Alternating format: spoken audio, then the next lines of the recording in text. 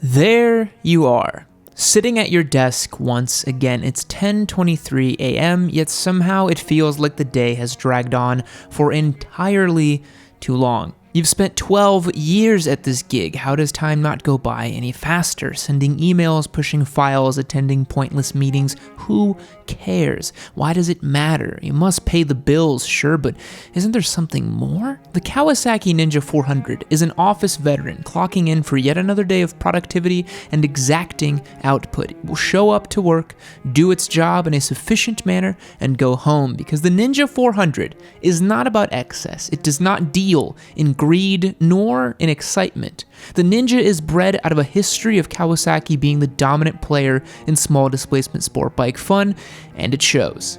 A pedigree that dates back to 1983, nearly 10 years before I was born and many of you were born, I suspect. The sentiment about small displacement sport bikes is pretty universal. They're merely tools, a stepping stone, a perch on your way to sport bike greatness.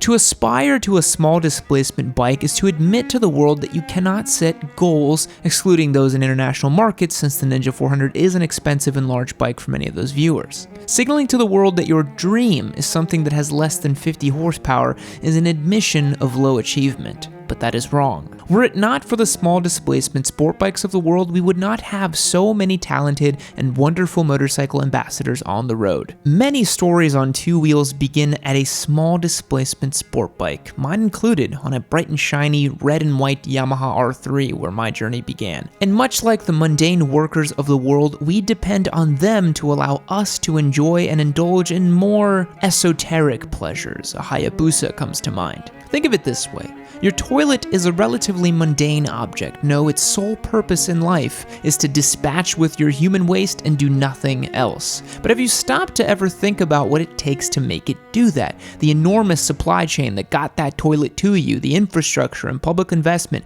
in sewage and water that allows you to mindlessly do away with your waste so that you may think about other things in your day. It's a modern miracle. Now's the part where you say, can you believe this guy? He's telling me my shiny new Ninja 400 is literally a toilet I'm leaving a dislike. But what I'm actually saying is that the Ninja 400 is as important as a toilet, even if it doesn't get the credit it deserves for being such. Let's take a look. First, why do I have a Ninja 400 and what makes me qualified to talk about it? I currently own a 2019 black Ninja 400 as part of our beginner bike giveaway series. That's a series in which I make content about beginner bikes, modify them, and then give them away completely for free to one lucky winner. Click the links in the description to learn more. I've gotten the chance to put on about 400 miles on the little Ninja, and we've performed a few modifications on it as well to spruce it up. I've had it for about 2.5 months now. Second, let's talk about where this bike comes from. As I mentioned previously, the small displacement Ninja dates back to 1983 when Kawasaki debuted the EX250C. Fun fact, the EX moniker is still used on the title to this vehicle of newfangled 400cc, so it's a literal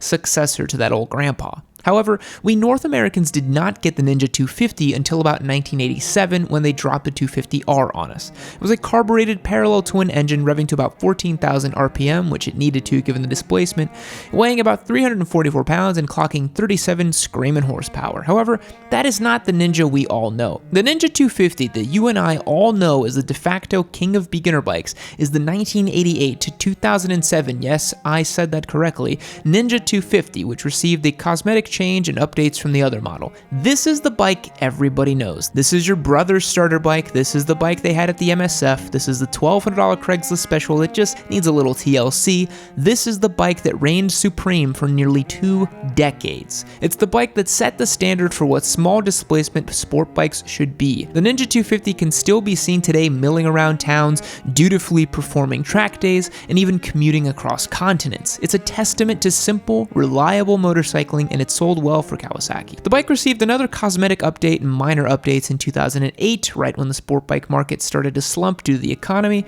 and ran until 2012. A few years before then is when Kawi got a kick in the pants, and it came from none other than the most ruthless and dominant of the big four, Honda. Honda saw an opportunity in the small bike segment for North America. Historically, American riders did not favor small displacement bikes, as our roads are wide, straight, and long in most places, and many states had extensive funding in the 70s and 80s and 90s for highway development. Our roads are in pretty good shape when it comes to highway cruising. Cue all the keyboard warriors telling me that where they live is riddled with potholes. Because of this, as bikes grew in displacement, Americans enjoyed the increase in torque and power. Our licensing system also allowed for much freer choice of bikes when it came time for folks to own. Whether that's a good or a bad thing is not the scope of this video. So Honda, in wanting another slice to a different pie, built their own small displacement bike, the CBR 250. They debuted it in 2011 to North America, and it featured a torquey single cylinder and was cheap as hell to buy. Kawasaki took notice. Kawasaki decided to fight fire with fire and pulled out an old school trick: just bump the displacement. Nothing moves motorcycles like a nice bump in power. So now they made the famous and sort of modern Ninja 250 and the Ninja 300. You know how we had the speed wars in the 90s? Yes, I'm bringing the Busa up again because I'm now a Busa owner and I have to talk about it. In the early 2010s, we kind of had a small displacement sport bike war. The Ninja 300 came out, Honda bumped up that 250 to a 300 as well, then KTM came out of nowhere and the RC390 joined the party like, who the hell is this guy? Cowie thought it was doing a 1v1 PvP, but in reality it was a damn battle royale. Yamaha came out of nowhere too and dropped the R3 with 321 cc's of parallel twin as a big you to Kawasaki and everybody else. And this all happened in the span of like 3 or 4 years. It was a really exciting time for the small sport bike market. Those of us who enjoy smaller bikes were thrilled. It seemed like competition in a healthy market that was actually leading to better products. Cool. Capitalism kind of worked in that way. Then Kawasaki did the unthinkable. It boosted its parallel twin engine to 399 cc's and dusted up on all the competitors. It was the king of the crop once again.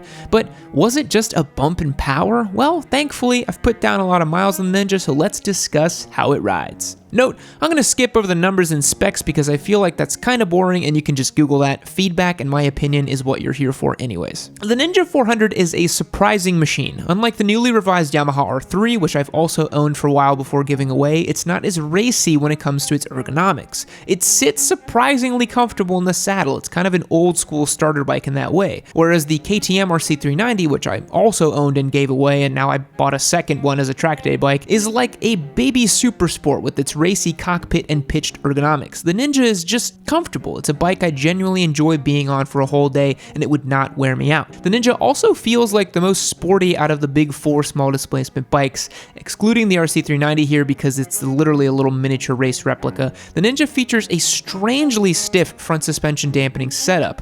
Going over bumps in the road, I couldn't help but think, I bet this would feel pretty good under heavy braking at the track, which is a good and bad feature. On the one hand, to an experienced rider, the Ninja is signaling to you that it's a bike that's ready to tackle some trail braking and aggressive throttle roll-on with relative ease. There's a reason they have race-prepped Ninja 400s being sold turnkey and people racing them all over the country. They do pretty dang well on track. On the other hand, to a novice, this might feel like they're head chattering and after hitting a few bumps and wondering if all bikes are this stiff. The Ninja is as predictable as apple pie. Adding to that nature of the office worker clocking in and out, it's exactly what you'd expect. You saddle up and nothing is surprising to you if you've ridden a motorcycle before. Unlike the RC390, which features ABS that you can turn off, backlit bar controls, and other oddities, the Ninja 400 does away with all of these things and gives you the most fundamental of motorcycle experiences with an analog tachometer included, which I love. The Ninja 400 represents fantastic value in this segment in my opinion. You get a bike that's learner approved for A2 licenses in all markets,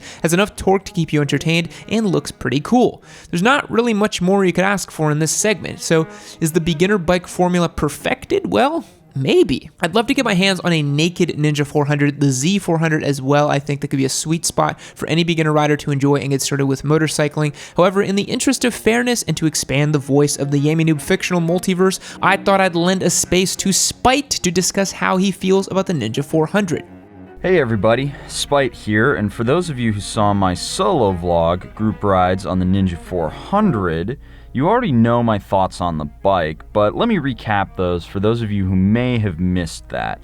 The little Ninja is a ball to ride, especially as a more experienced rider, even though I would really only consider myself about halfway decent. You can literally wring the bike's neck and it'll just sit there asking you if that's all you got.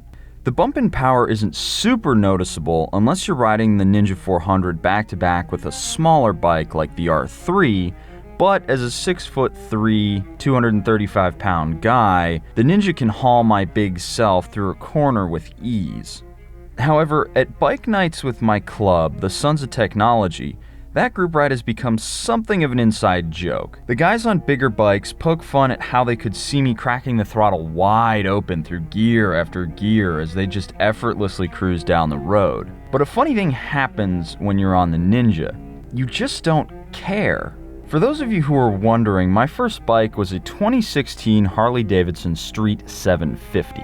It's not a great bike, but it is a cheap Harley as much as a $9,000 motorcycle can be considered cheap. I remember the first time I swapped my exhaust out. I remember reading a forum post, then running out and getting a Dremel tool and spending the next 5 hours in the garage trying to debaffle my stock exhaust, only to realize later that the procedure was meant for a previous model year and couldn't be done on mine. Then later that night, I had to buy a shiny new Vance & Hines pipe after finally admitting defeat. I remember the first time I scraped my pegs when I was really starting to get after it. Hell, I even remember the exact stretch of road it happened on. I bring this up because that first bike taught me so much about motorcycling just on its own, despite everyone and their dog calling the street a girl's bike, or not a real Harley, or a fake made in India, despite that bike having the factory code for the now closed Kansas City plant. The Ninja's the exact same.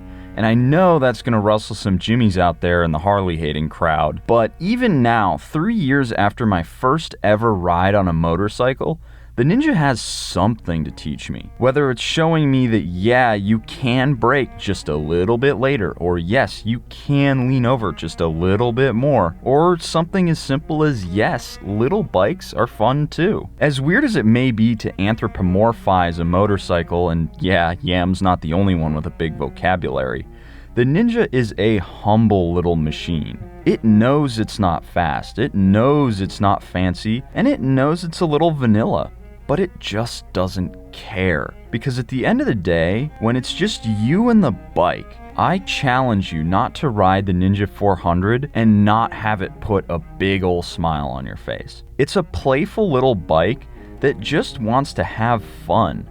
It's very refreshing after riding bigger bikes to get on the Ninja and be able to embrace the silliness of it all. Yes, the Ninja is a good starter bike. I'd even say it's a great starter bike.